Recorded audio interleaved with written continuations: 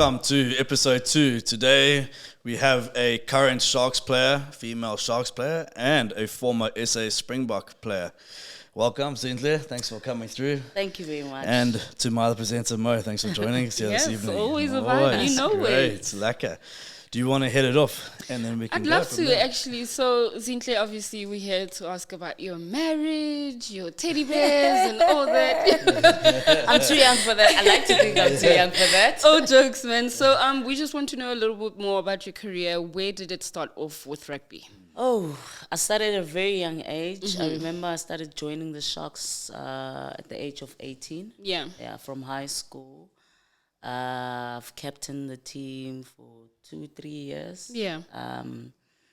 I've played for the Springboks, 15s and 7s. Been at the Sevens Rugby World Cup in San Francisco. And yeah, I'm still a Sharks player. I'm also a firefighter by profession at King Shuttle International Airport. Yeah, and I just love what I do. At first, rugby for me was not really a sport that I like to play. Nobody watches rugby on TV and says, yeah, I like to be hit around, I like to be banged, you know. But as you grow up and you start learning about the sport and just being on the field, you then start to enjoy it, you know. And for me, growing up, I was just living at an environment where a lot was happening. So at first, it was just an escape route, you know, to get away from all the things that were happening around me. But once I got to the sports, playing it, enjoying it, being tackled, you know, I felt at ease. I felt, oh yeah, this is physical. This is me. I'm that girl. I just firefighting, rugby. Just give me anything so that's the marriage physical. thing's going to take a while. It's not going to work. It's going to take a while. It's not going to work. The right guy that's why they all run away. Yeah? Every guy that comes like, you play rugby. And I'm like, yeah, I do. Like, yo, you would kill me. I'm like, yeah, literally I would. Cheat on me and you'll see what happens. Well, we know now. Thank you very much. So if you're lined up, don't think about it. Don't ever. Yeah, that's for sure. Okay, cool. So you've had your prime years, from what I know, 2006, 2007 to 8. You represented the under-20s as well. When you look at how women's rugby is now compared to then, how do you think it has been? Has it progressed or is it now going I knew that question was going to come somewhere somehow. Yeah. To be honest, yeah, it has. It has been progressing. Even though, like, you cannot build a building overnight, you know. But True. if you look at the Blue Bulls Daisies, you know, you see them now. They have contracts. They're a professional team. And growing up, that's what we wanted. We wanted to be professional players where we don't even have to work, you know. Take rugby seriously, you know, from 6 o'clock to 4 o'clock. That's your day job. That's what we want. Yeah. And I think that's what the other young girls that are coming in want to do. They want to leave it. They want to be like the guys where they leave the sports. It's they focus on it, but also they're able to maintain themselves and the family through sports, you know. So looking at how we've gotten other players from South Africa going to play overseas, you know, that's what we've been wanting, because for them going overseas and coming back, they're going to take an experience that we don't know about. If you look at New Zealand and England, they're professional. Australia, they're professional players. And why is that? Because they leave rugby. You don't get them where they go to work or get them, you know, not being one space where they have to meet maybe 2 months before they go to a tournament, you know. And that's what we've been wanting all this time. And you see that happening now with Blue Bulls, you know. And then we hoping that with the other franchises as well will come along, you know, and make this a reality for these upcoming girls that are coming. Well, let's hope with Hollywood Bets and that coming on Definitely. board. Oh, they've done a lot for us. They have, yeah. To be honest, we with the Sharks, we've seen a lot of improvement. We, like most of the things that we've asked for, especially from last year till this year, they're coming on board. You know, they understand amazing. that Well they done. also want to be there. They want to become professional. They want to look after us. You know, so the things that they've done and the things that are doing this year, that also motivates us. You know, to play harder. You know, to be on the top of the league. To be you don't want to one. play for nothing with no support. Let's be That's real. where you always want to be, you know. And if you look at the girls this year, everyone is just on board. Everyone wants to make the team. Everyone wants to be a winner. Everyone wants to beat the top team. Yes, you know, and definitely. that's what we always fight for. No, So that's brilliant. we see a lot of women taking interest in rugby, but I want us to take it back to your childhood. Obviously, playing rugby, you have practice, you had school as well. How was it coming home and telling your parents that, listen, I want to be a rugby player, or I am a rugby player? Oh, okay. Those days wasn't easy at all. Well, now we have medical aid, so it becomes much They're not better. worried about your face. Yo, I remember I used to come home with an injury, and I'll cry to Mom, please do this, massage me. And she'd be like, why are you even playing the sport? Because you guys, I mean, you just come here and you get hurt. We don't have medical aids. You guys are not getting anything of the sort at this moment, so why play the sport? And I'd be like, no, Mom, I love it. Okay, I'll stop. And then the next day I wake up, I go to training. I'll go play a rugby match and I come back again and cry to Mom. But that's the thing. I always tell even the young girls, with parents, they never understand why you like the sport at that time. Kids nowadays play like 4 sports at school, but you never really know which sports they like. Maybe they won't even play the sport. Maybe they just go, they want to be singers, But one thing as that parents or my mother did, after she realized that, okay, she sees me now going to play for the Springboks. Now I'm wearing the green and gold jersey. Now I'm being on TV. Now There's accolades now. Exactly. Now I'm on high level sports. And then she started understanding why I'm playing sports, because in most of the times, like I said, with me, it was just a matter of getting out, because I knew after school, I go to training, I come back, I stay at home. So I didn't have time to dala around, I just had to focus on school and sport, and that kept me going. But once I started realizing that I could actually make a career out of this. You created a dream and a vision. Yes. And I said, no, man, I love doing this. I enjoy this. When I'm on the field, tackling someone, just being around the team and singing the guijo and just doing what you love, that doesn't motivate you, but it also makes the people that, or your family and your friends, to see that you're actually interested in this and you want to go far with it. Now tell me, from what I understand, you're the breadwinner. Your mom and your sister, I believe it is. Tell me, how is your day to day? I mean, working a 9-to-5 job, I'm assuming. It's actually 66. Yeah, and then you still got to find time for your training and all the rest of that, How do you fit that in? How do you explain that to youngsters nowadays? Because if you try and explain to youngsters about time management and then the work ethic, then the training ethic that goes into all of this, what would you tell the youngsters of today, Well, for me, I knew where I wanted to be, and especially with rugby. Yes, I had work after varsity. I found a job, 6 to 6, being a firefighter. Yes, it's hectic, night shifts, day shifts, but I was so committed into making sure that even if I'm at work, we have a gym, I gym. If there's a program that we are given, I stick to that program, So sometimes you just got to make time for the things that you want, Like you said, boyfriends, they come here and they're like, you don't have time for me. Run away. Even if it's just 30 minutes, spend time with your boyfriend. If you love something, you make time for it. Yeah. And with the youngsters, I always tell them that nothing ever comes easy in life. In the team now, we have a lot of young players, and they still on that stage whereby, no, we're just enjoying rugby and what. Some of them want to be, they want to play for the Springboks, but in most cases, we always stand by it to tell them that it just doesn't come on a platter like this. Absolutely. You work for it, and especially when we were playing in their age, we had to work twice as hard. Because it was a male-dominant sport like it is now, and it was worse at that time. So we had to work very, very hard to make it to the professional team. And that way, you eliminate a lot of things in life. I know we have friends.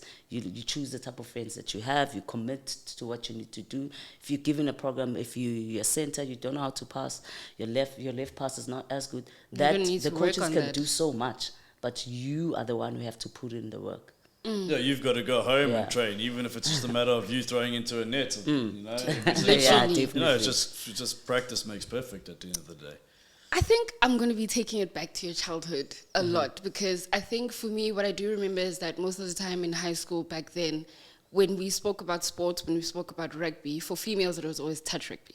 Yes, you know, and it wasn't a contact sport like we know it for women today. So how was it moving from the touch rugby side of it and going into the actual contact, knowing that my face is going to be going through the most? It was actually better than playing netball and all that. Please. No, let's not go honestly, there. for me, like getting into, I was this child who played around, you know, on the street with the boys. I played everything that the boys played. So you were more tomboy than anything.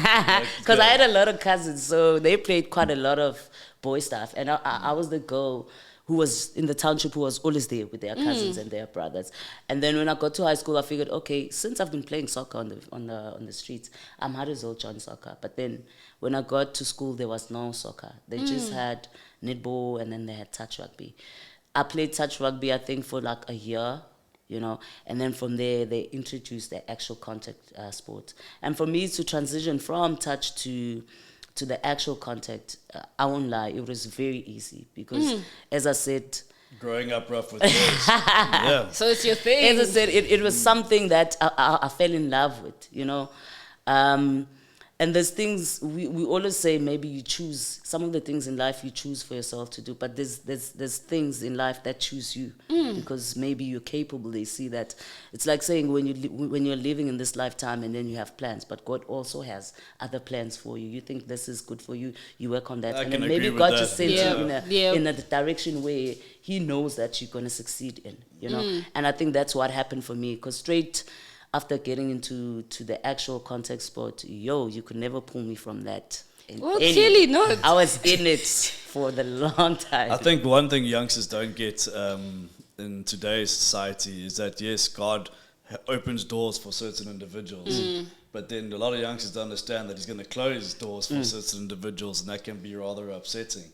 So it's rare as well that you had that opportunity, but you pursued it. And I think pursuing that, no matter what, gave you that option, you know, to say, right, this is what I'm going to do. And then you had that backing, you know. Yeah. Now, how did you transition from school to Sharks? I mean, just give us a breakdown. How did you manage that?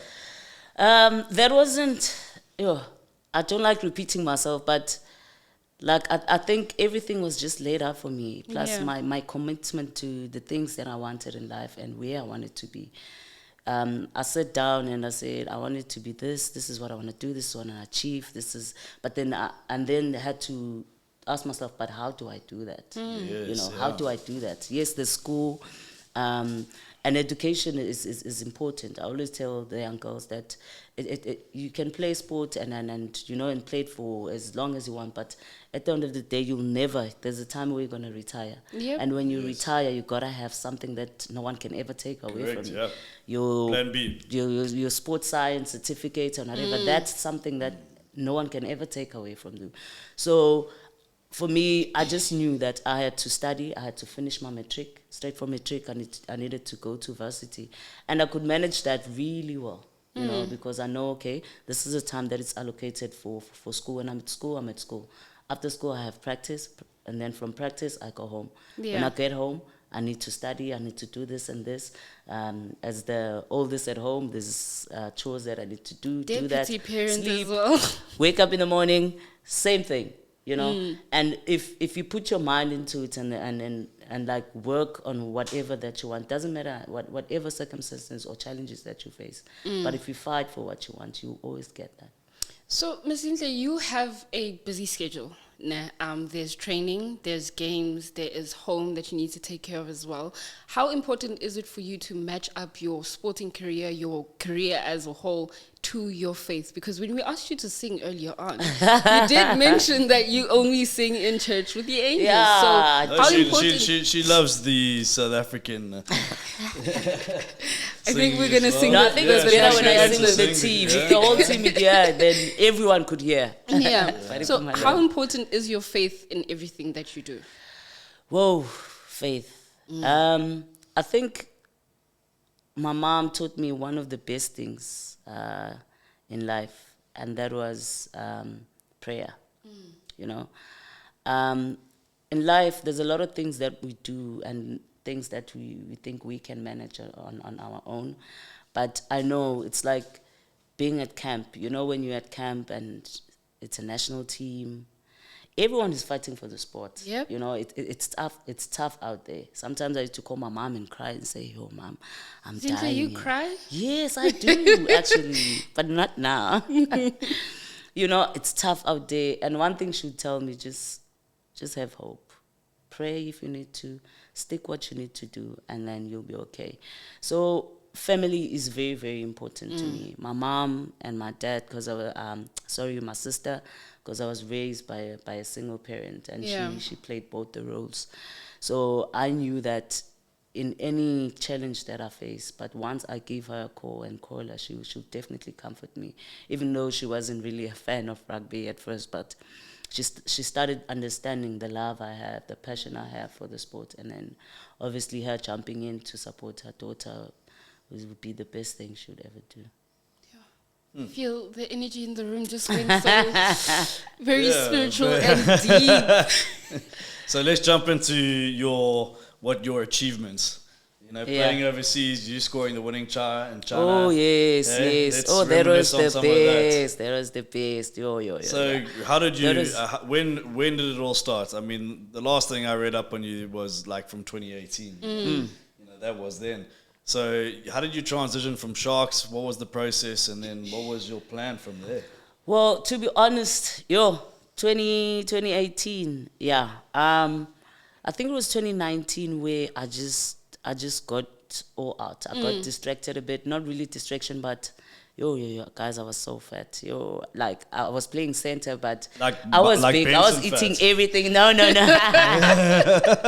I was just eating everything, just don't care. I'm just playing. At that time, I'm just playing because I'm playing. I love the sport, but I'm playing, And then I sat down. I remember I went to one of the Springboks camp, and then I came back. I didn't make the team that was going. I'm not sure where it was going at that time, the 2018, when we still had the Mandisa Williams. And you get to the camp, they'll tell you, hey, when are you not going to make this team if you like this, I love that. I love that because that needs to be in sport. You can't have someone, completely out of shape. Then now you select for Springboks. The game has changed so vastly, So I came back home. I was like, okay, this is good. I went on a strict diet. I told myself, okay, now I need to take care of my body.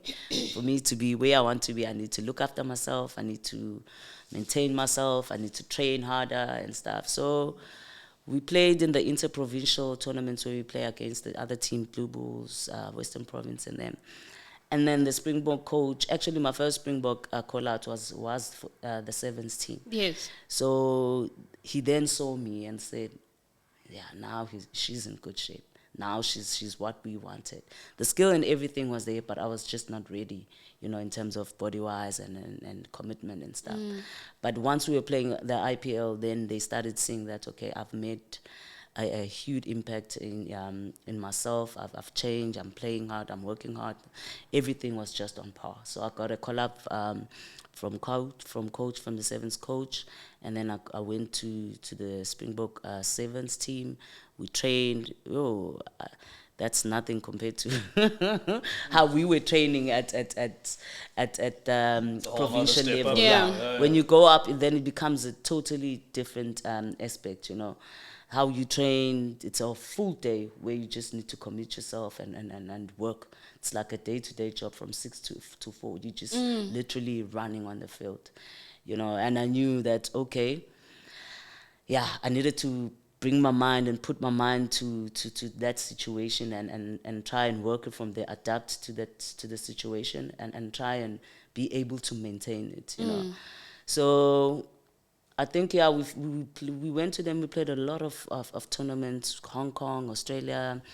Then we went to, obviously, the Hong Kong Sevens, where we played. It was Kenya. Yeah, that was one of the... We always actually have a beef. I don't know, maybe it's because we're African teams. So there's always that beef. They're actually really good, Every time we play them, whether we trying to qualify for something, it'll always be South Africa and Kenya. It was quite a tough game. It was hectic. But Goat. Yes. Goat said, Zinhle, just take this ball, just hand off everyone and go there. Just hand off everyone. And you did sure, just no that. problem. Just be a hero for once. Step out the way. Yeah, it was a good moment for me. It was such an honor because everyone actually was in so much pressure, and to be honest, even I didn't know how that happened. But yeah, it just happened. I just had to go through and lay on the try line. So Zinhle, I want to pick at your emotions a bit and take it back to the day where you found out that you weren't selected for the team because you were not as fit as you would have liked to be. Walk us through how it felt hearing that. Obviously knowing that that's where you want to be. You wanted to make it for the team. And besides it being a wake-up call, how did it feel on that day and what made up to the emotions that changed? Brilliant question, because you think about how many youngsters are going to get the no. Yes. Yeah. It wasn't as bad. I personally knew that I was not ready. When I went to camp, I could see the other girls. I could see how they were. I could see how they were working hard. And I could see I'm personally not ready. Yeah. And that's when I had to decide whether I still want to come back or not. And that was the time where I said, okay, I had to ask myself, do I want to take this professional? Do I want to be somewhere with rugby? Do I even want to play it? And obviously, any young girl growing up playing a sport, whether it's soccer or rugby, your biggest dream is to play at the highest level. It's to represent your team, your country, where you wear your green and gold, and be there. Stand there, sing that national anthem and cry like which how you're I going to did. sing for us later on. So that's one of, if you're a young girl, any young girl who's playing any sport, that's the dream. And I had that dream. And I had to sit down and ask myself, do I want to pursue this? Do I want to go? And I realized, yes, this is what I want, and that's when I had to work for it. Time to put your head down and do what you need to do. Yeah. But even so, I think the worst that I've had was when I was not called up for the Springbok Rugby World Cup. But I'm one tough girl. Yeah, but we're all tough, but we know that at home. No. Some things in life, we look at them and we think maybe... for me, it was an opportunity for the other young girls, firstly, that were coming in. Because obviously the coaches know their decisions. They know what they want. It's not always about you. It's about the team. True. So they know what they want and what what will complement the team for them to actually go out there and perform. Not that I couldn't, but that's life for you. Yeah. And for me, that, to be honest, really broke me. I remember, I used to cry. That's what I was looking for. That's what I was looking for. I used to cry. I used to cry. Mom, the worst part is friends and family feeling sorry for you, asking if you're okay and what. And I was like, no, I'm fine, guys, relax. But I went, that didn't actually put me down, I said to myself, okay, this is part of life. You don't always get what you want, There's always other things. When the other door closes, the other one opens. I still carried on. I had a lot of things that were happening around me. I had Adidas, which sponsored me. I had Spa, who called me to say, we want you to be our ambassadors. Things that we used to see with the boys. But as women, we never had that. But all of a sudden, all the things just come into play. No, we need you, come in and cooperate and collaborate with us and stuff. And for me, I then realized that sometimes things are not just meant for you. Yes, it was a deal breaker. So let's put it this way. It all comes down to God's timing, eh? Yeah, it is. The reason behind the madness is sometimes frustrating. Yeah. But that was also a motivation for me to say, just keep on working. There's always other stuff that you can do, that you can never be broken just by one thing. Yeah. Brilliant. Every after break, you need to stand up and work again, because definitely you will find something else that will pull you up. So I'm seeing a lot of things going your way. You know, even with the Adidas campaign, it was impossible is nothing. And I think in your whole journey of being a rugby player from your childhood, that is really what stood out for you. So how awesome was it to get that campaign, be part of it, motivate young girls or athletes out there? And what was that all about? Yeah, that was the best one from Adidas. I think just having not just sport people in one room, but having singers, designers in one room. Singers again. Yes, there's a lot of people. So you have singers, you have sport people, people who tell their stories from where they come from and how they got to where they were. And for me, I felt in a room with people that we have like gone through and cut through barriers, you know, and we are able to stand up. Because like I said, when I was growing up, I never thought I would be where I am or even survive the situations that I've been in.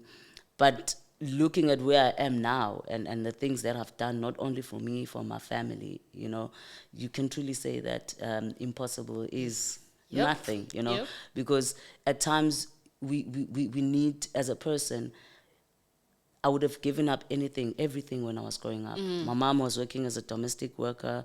We're just living in a one house where you have everything. But she never gave up on us, me and my little sister. So I personally had no reason to give up. I knew that I had a job to do, not only for them, but for me. I needed a better career for myself. I needed to look after my family. I needed to give them a home, you know. So...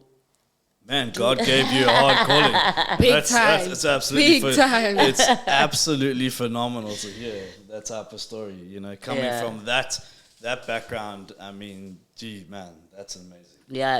It was really tough, but it was a matter of making the right decisions, knowing what you want, and also knowing where you want to be. You know, because at times you need to create possibilities, you know, so that you're able to submit the impossible is nothing, you know, because a lot of people that I used to live around with, they look at me and they're like, we used to live with Zinhle.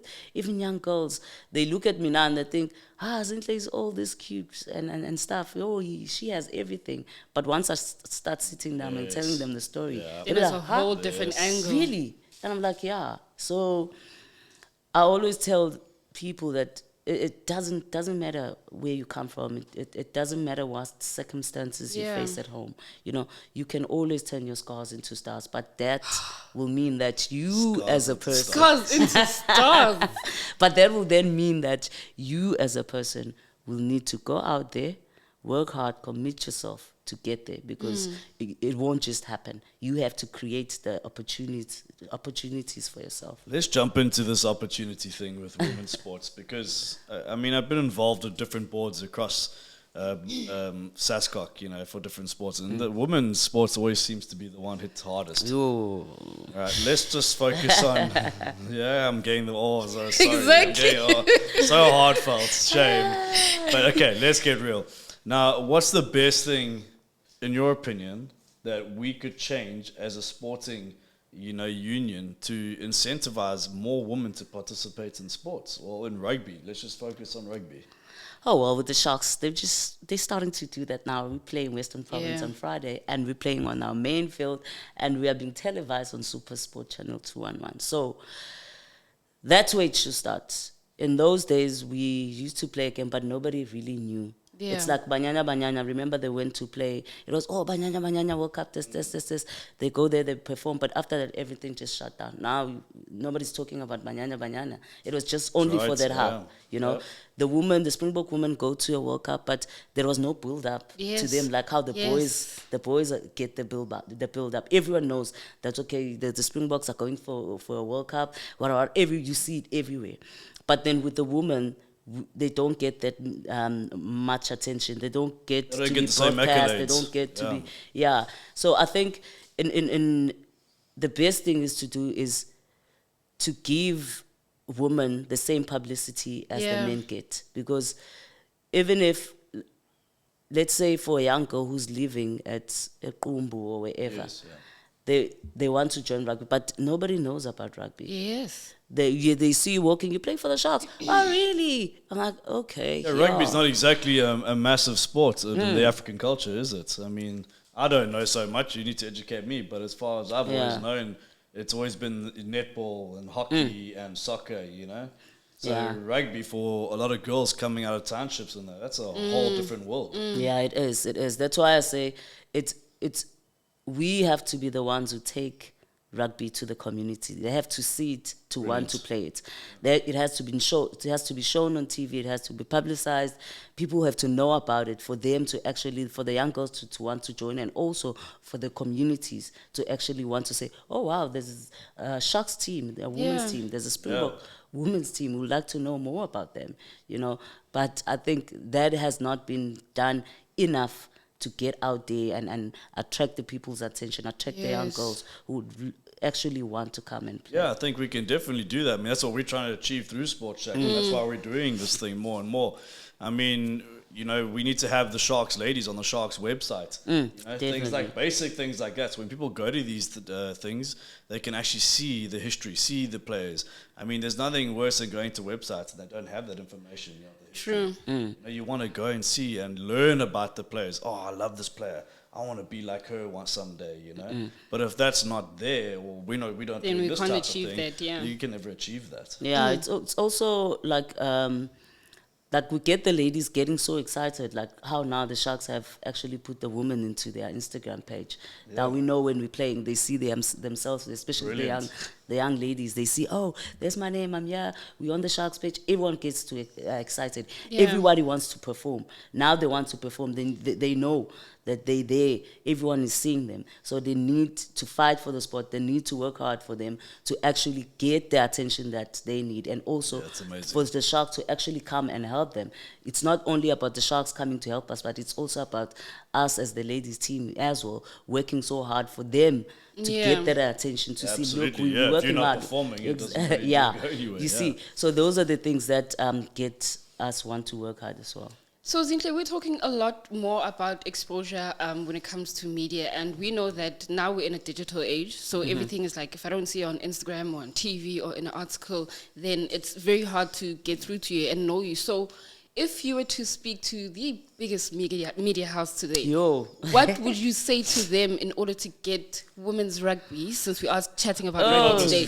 What would you say? Be as blunt and like as real. as blunt as possible. This is how we're going to get the message across from one platform to another. I think there are going to be people listening to this, and they're going to be going, hey, maybe I know someone, and maybe we can get involved here. You know, just like Hollywood Bets has had the idea, maybe we should get involved in the Shark Stadium because they saw that opportunity. You know, and now they're only going from one strength to the next, and we can see that on a daily basis. Yeah, I think I would say we want to be as professional as the men. Yes, we want to get to attract endorsements, just like how the men are getting. We want to leave the sport, you know. So with that, it means that we'll need a lot of corporates that will come in, obviously, and work with us so that we're able to pursue that, you know. Because as women, we can't do that on our own. We want to be televised. We want people to know that we play rugby. We want to get paid. We want to get endorsements like the guys. We want money to sustain ourselves and our families, for us to actually if they be expect serious results, in you need sports. something back out of it, don't you? Yeah, because I mean, you put time in. There's kids that are playing, and you know it's difficult for them to even come to training. You know? I see this every day, just at the Collegians Club. It's difficult. How to many even youngsters come to I help training. just to say, like, here's some bucks for fuel, you know, like, okay, I don't have fuel. Then their shoes are falling apart, you know, they don't have money for this type of thing. true. And remember, we women, Small it's things. risky. It's very risky living at Inanda, Kwamashi, and all those areas, and we have to catch a taxi. And we need a taxi that drops us everywhere to make sure that the girls are safe, you know.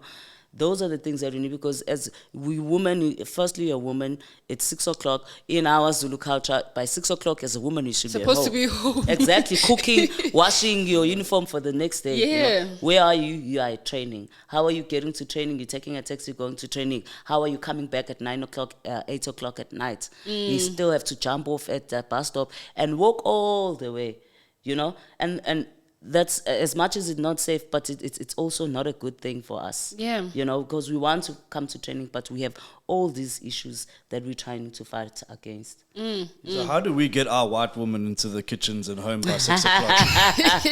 They must come spend a weekend. You know the show called Makoti, and then they go for 90 days. We must have that so that they can know. We get like a whole training schedule for them. Yes, please, man. So they can be ready on time.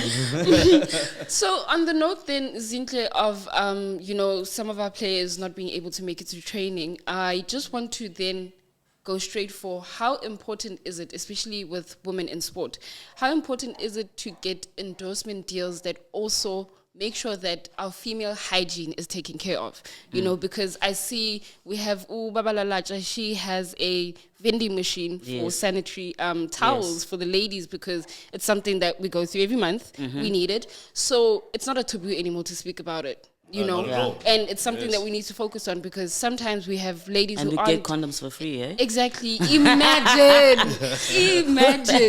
So how important is it for us to also have that as a backing, because we have females from the hood that can't afford sanitary towels, and they get to a game and they're like, ayo, my training kit is messed up. Yeah. Well, it'd be What nice do we do? because we're actually working on a project right now between two other gentlemen that we are busy working on with a few different guys, just so you know.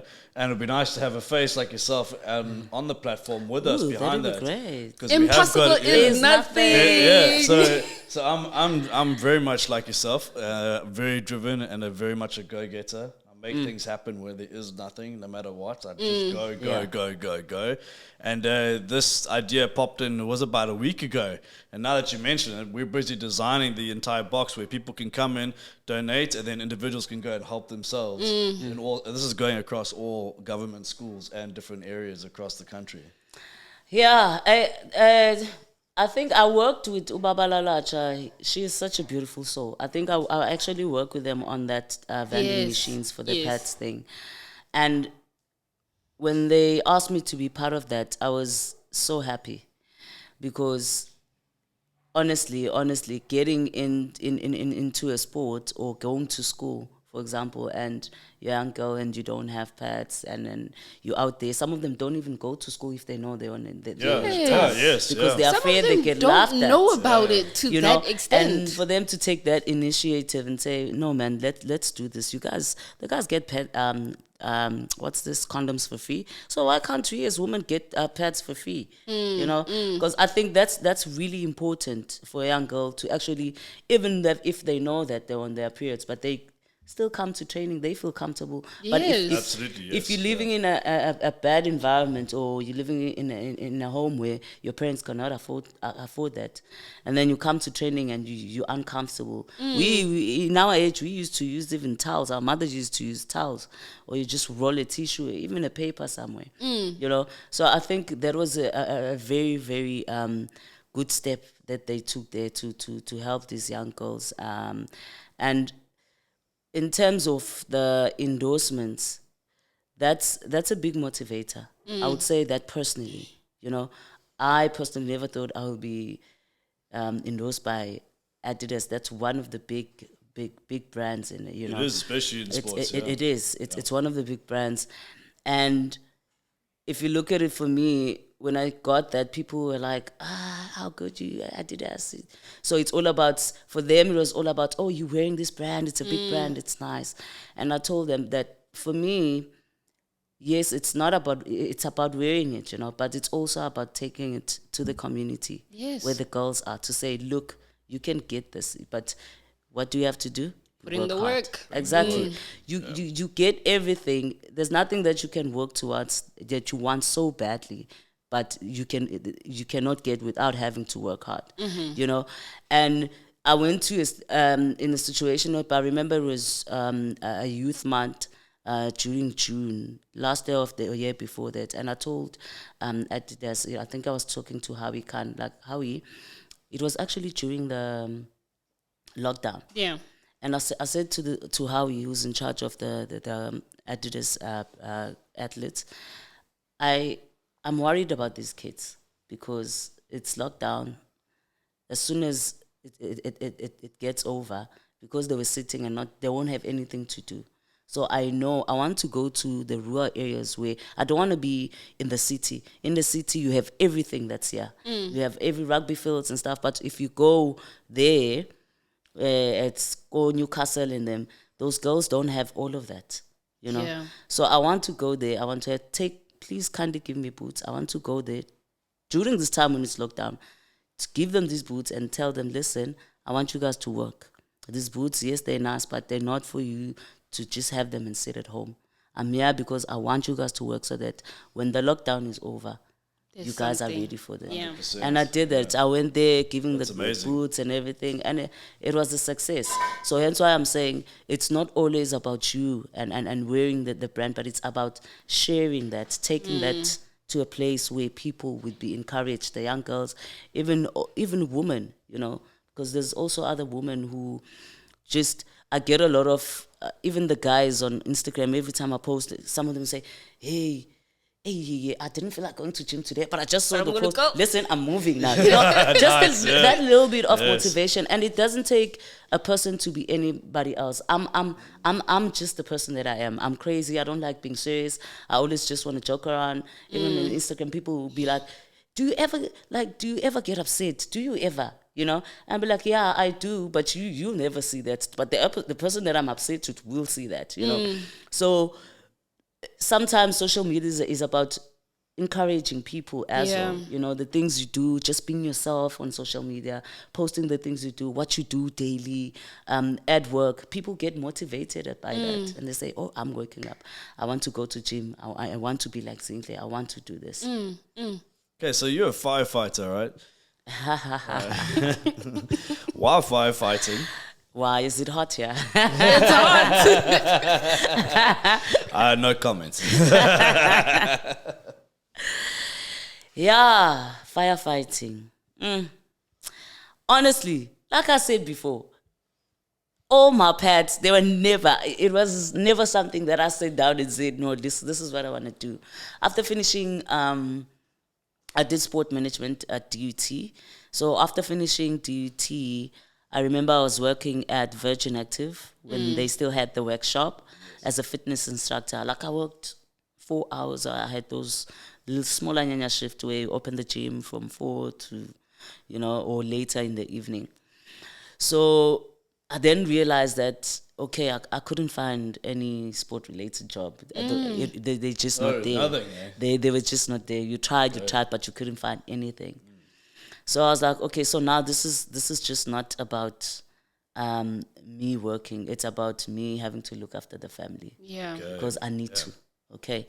So there was a job at King Shaga. I applied for it. I was like, no, this one I'm going.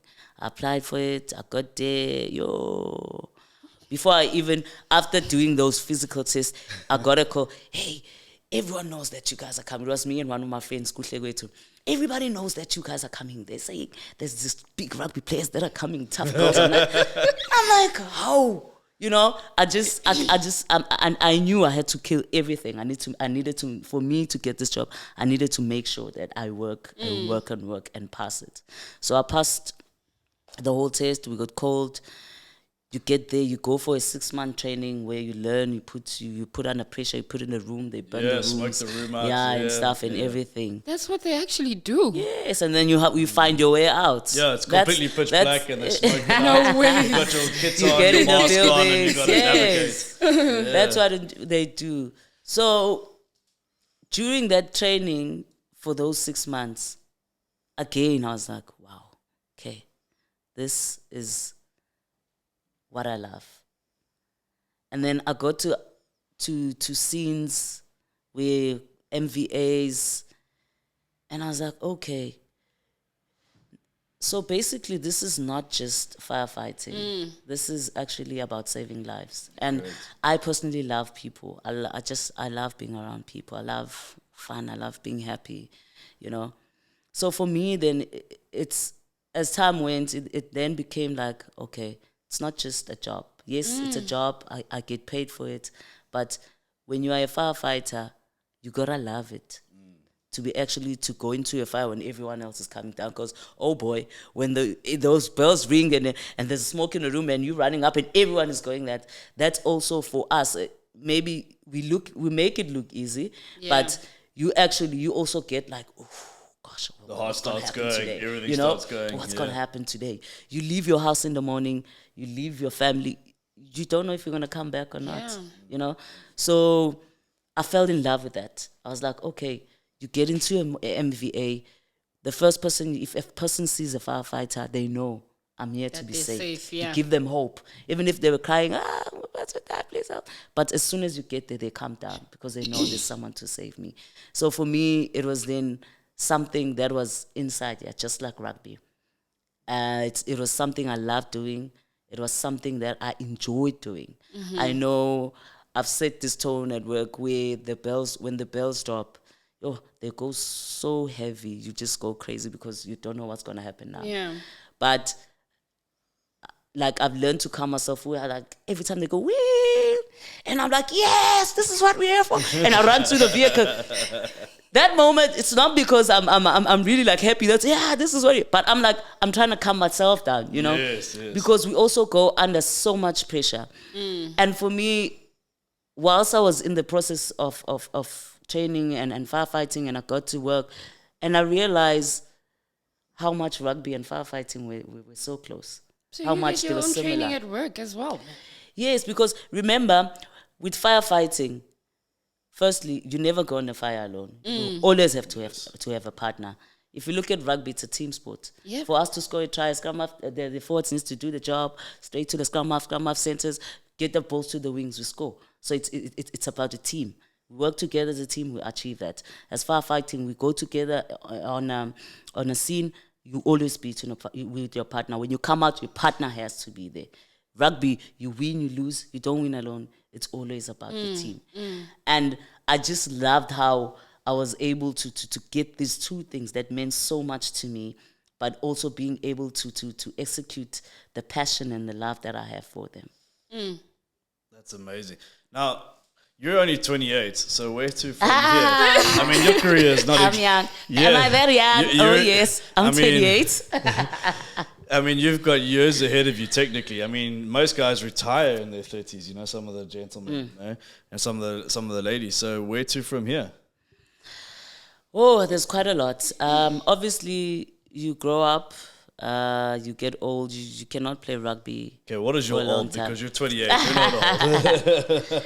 No, I'm just saying. General. Definitely when I oh gosh, there's a lot of people I've seen saying, okay, I'm not playing this year, but they come back the following year. Like, I'm back, guys. Like, but you said you quit. They're like, no, it's not that easy, and it's honestly, it's not that easy. So I'm still playing for the Sharks. We'll continue playing for the Sharks.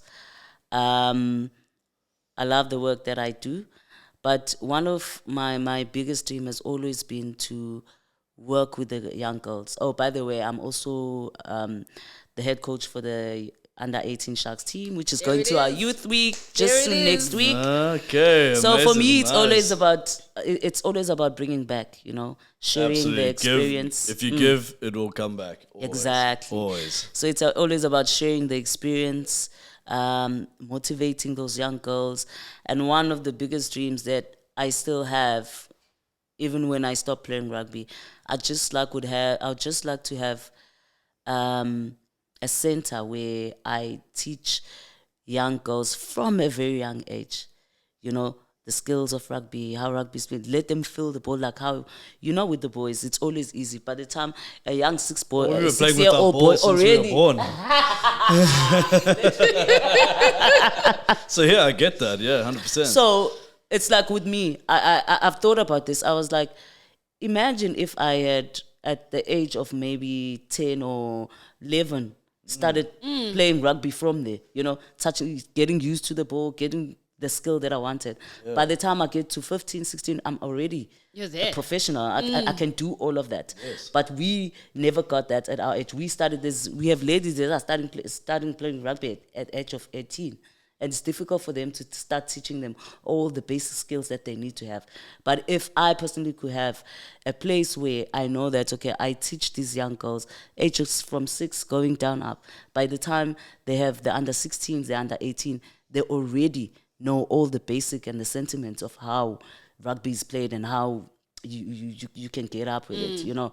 So that's one of my biggest dreams, just to have that same as the guys, because for the guys, everything is always easy. Like, you guys, you know, you don't get pregnant, but we the ones who get 6 months with the baby on the belly, you know. You guys just do the job and you leave, you know. So Sounds for fair. us, Sounds good to me. That's your problem. so yeah, I'd really, really love that, to help these young girls, make them, teach them, like, share my experience with them. Think about what you're give going to them the pass skill. on. I mean, look at the life you've lived and look at what you're doing now. You're not just going to be passing on ball skills. You're going to be passing on life lessons Yeah, to yeah, yeah. individuals, hope to youngsters, because then you can pass on, well, I was in the same circumstances. This is what I did. This is how you should do it. That type Definitely. of situation. So you've put yourself in a very, very awesome position. Aw, thank you. I deserve an Oscar. I thought I was going to see tears, man. So we're going to wrap it up, and thank you for Okay. your time. Thank It was you. really Thank you guys insightful, for and having I me. really hope to see you again. Thank you. That was very Yeah, powerful. yeah. Thank you so much, guys. Hollywood Bets, you're doing a fantastic job. Please come on board with these ladies more and more. Give them the support they need.